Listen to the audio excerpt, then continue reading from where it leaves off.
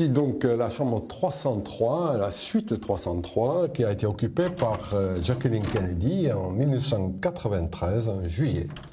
Son séjour a duré moins d'une semaine à l'Hôtel de l'Europe, mais il reste très présent dans tous les esprits.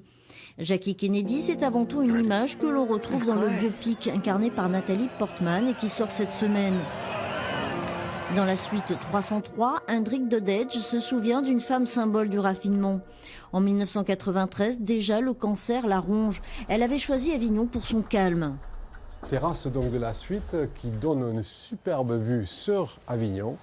Non loin d'ici se situe Pont-Saint-Esprit, le berceau de ses ancêtres français. Celle qui avait épousé JFK se nommait à l'état civil Jacqueline Bouvier. Son voyage correspond à un retour aux sources seulement un an avant sa mort.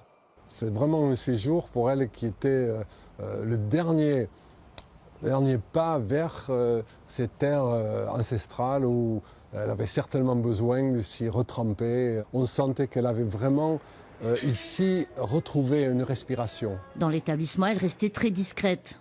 Quelqu'un de très simple, absolument. Quelqu'un qui ne demandait rien de spécial. D'autres clients importants, souvent, vous demandent un tas de choses qui ne sortent de l'ordinaire. Elle, pas du tout.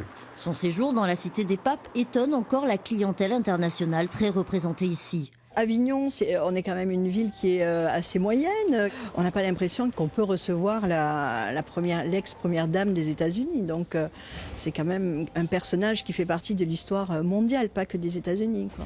Donc nous, on fait partie un petit peu de cette histoire par le fait de l'avoir reçue.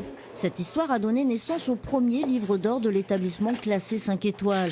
Jackie Kennedy a signé la première page, d'autres célébrités lui ont succédé, mais elle seule représente dans la mémoire collective un mythe universel.